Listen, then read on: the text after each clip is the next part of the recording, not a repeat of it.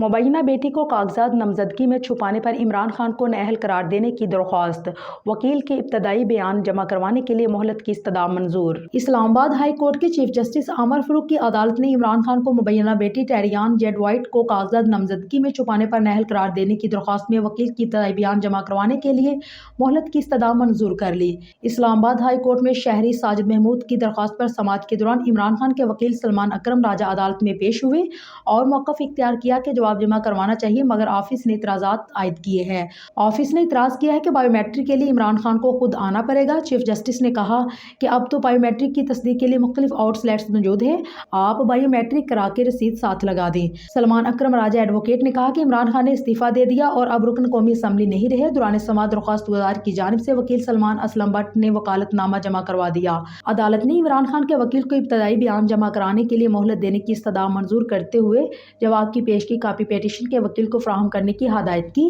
اور کیس کی مزید سماعت 27 جنوری تک ملتوی کر دی۔